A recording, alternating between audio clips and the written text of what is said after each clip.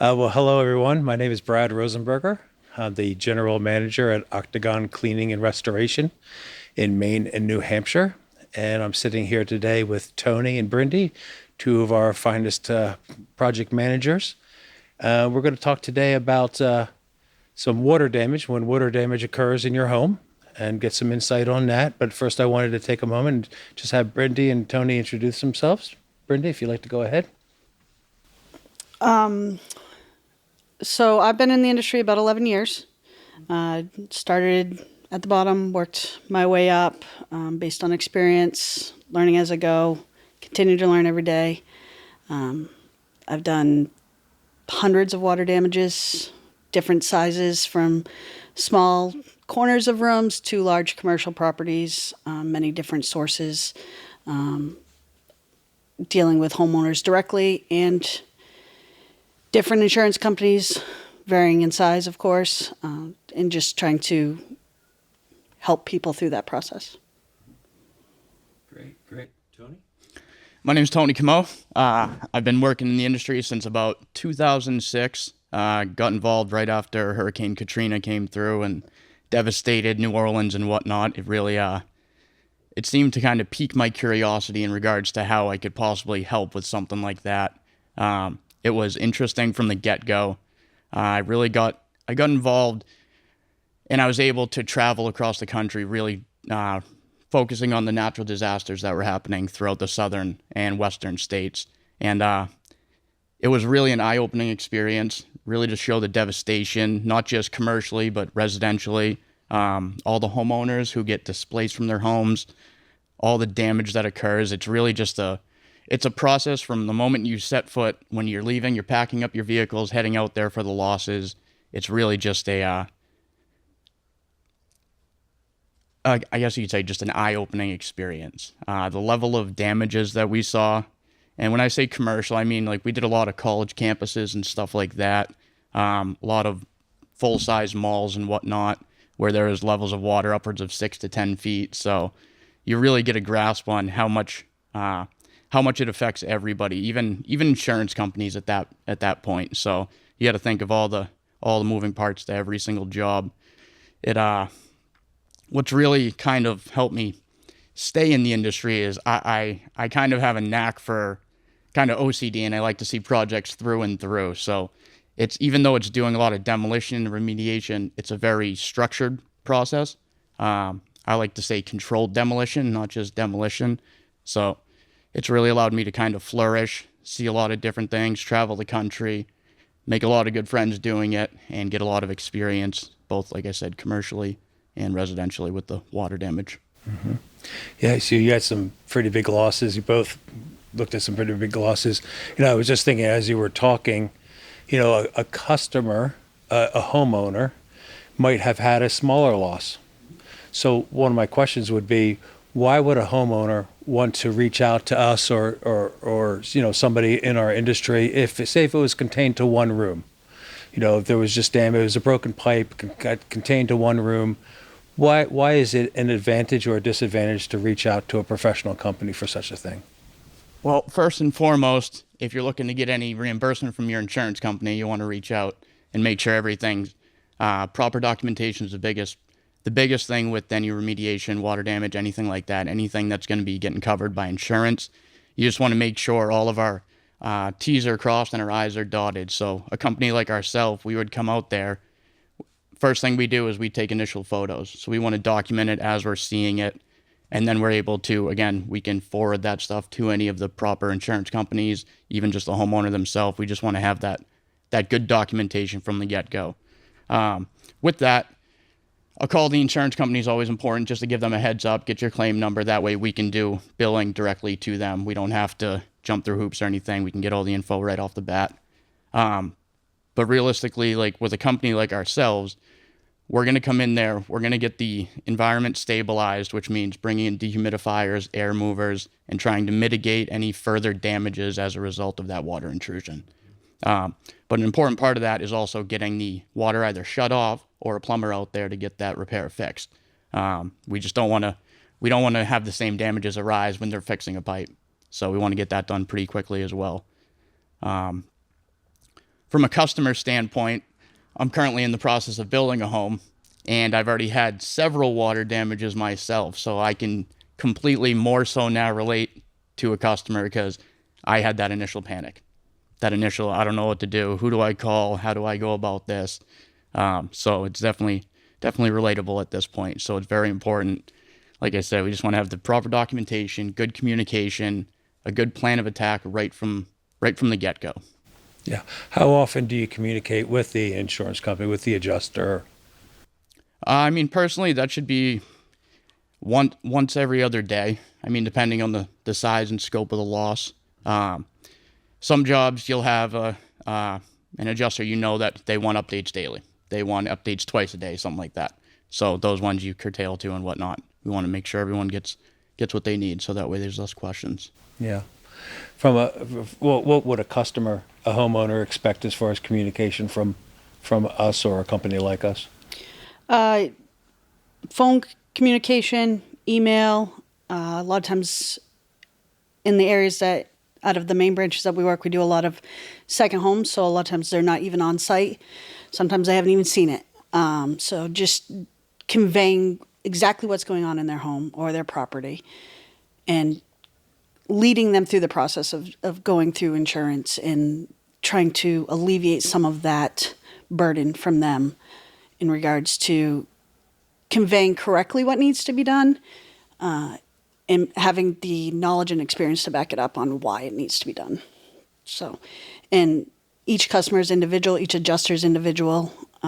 Some, like Tony said, require conversations multiple times a day, sometimes a phone call and an email or text message. Some just say, touch base with me once a week. Adjusters are the same. I always personally, if we run into something that wasn't originally in the scope or just unforeseen, I always like to communicate that immediately to the homeowner and the adjuster if applicable.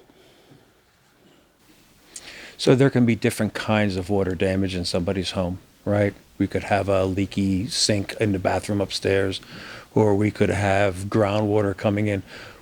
How do we handle those different kinds of losses differently? Are there different procedures in place for each of them? Are there different concerns that we need to be worried about or a homeowner needs to be worried about? Yeah, I mean, specifically with any groundwater intrusion, it's typically something that's not covered by insurance companies, regardless of what someone may think. It's very, very rarely is that covered. So that's something where we want to be able to give a price right up front for that work. That way, well, realistically, on the other hand, we'd be doing stuff for the insurance company where we'd be doing it as we go. So we would have to give them a scope of work, but that price could change based upon what we see. Whereas, like I said, with the groundwater, that's just something, it's never going to be covered. Even customers who have flood insurance a lot of times aren't covered. So we really just want to make sure that we're being as upfront and I kind of like to say blunt with them in regards to what they're looking at for possible damages and repairs, because it would be an out-of-pocket expense on those groundwater intrusions. Whereas your normal pipe break, toilet overflow, stuff like that, that's 9 out of 10 times that's a covered loss. So it changes at that point. Are there any perils that a homeowner needs to watch out for? I'm thinking as myself before I got into this industry. Oh, a pipe broke. I had water, running on my floor and everything. I get the shop vac out. I dry it up. I put a fan down. Maybe I have a dehumidifier I got at Walmart, and I think I'm going to be all set. Is that feasible, or are there things that people have to be concerned about? Like, what are the perils of handling something like that in-house and on your own? You want to make sure that the materials that are affected by moisture or water are getting dried in an adequate amount of time, because the longer a material is wet, the more likelihood there is going to be of mold growth or raw or degradation of building materials. So drying them as quickly as possible. Our goal is always a 3 to 4 day dry out of materials. Now, depending on the source, that may require some demolition, but that's all contingent on each individual loss.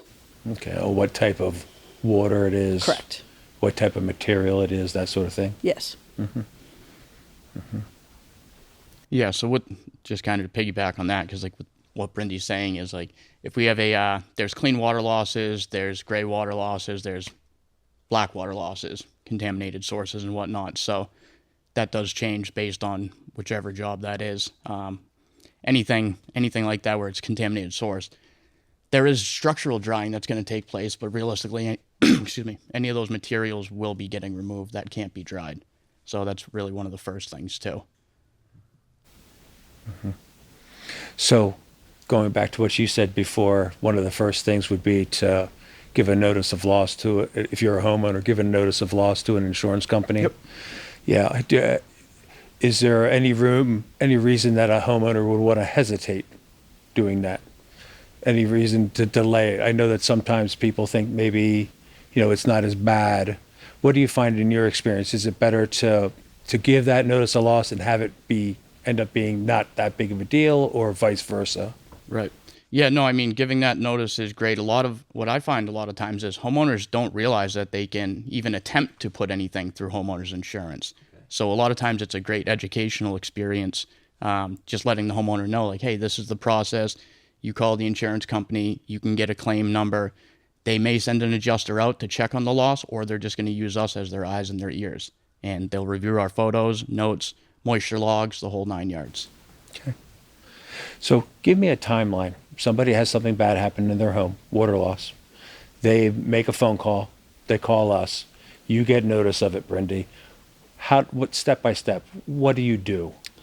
The first thing that I do is I take the contact information, reach out to the owner, try to just get some more in-depth detail, exactly what happened, kind of the timeline of events as if I can. We always try to get on site within 2 to 4 hours, of course, if we're able to, whether distance or just their availability to be on site. A lot of times they want to be there so they can ask questions, learn the process as we go through. Crew will get dispatched to take moisture readings, check out the loss, see the areas affected, the materials affected. We come up with what we call an initial scope, which the majority of the time that's a pretty hard scope. Not saying things don't come up, and then a plan of action. Are we just going to be drying materials? Do we have to remove carpet pad in order to dry the carpet? Do we have to remove base trim? Just relaying that and putting that action plan in. That is then followed by usually 3 to 4 days of monitoring to make sure the drying process is being consistent. It hasn't plateaued. It's doing what it needs to do. We could add more equipment, we could subtract equipment, we could just move it around within certain areas, just to make sure those are being adequately dried in a proper amount of time to mitigate the potential for mold growth. Followed by any final cleaning, dust that gets stirred up from the fans, if there's demolition, making sure all that dust is taken care of, and then a final walkthrough by the project manager, just to make sure everybody's happy, nobody has any questions, and then we complete the packet of all the documentation and either send that off to the insurance company and or the homeowner, and most likely both. Great. Okay, unfortunately, water losses happen, right? We see it almost every day. Could be a really traumatic time for people. I think it's pretty cool what you guys were saying about, like, in the words that you were saying, there's an empathy. It's happened to you with building your new home.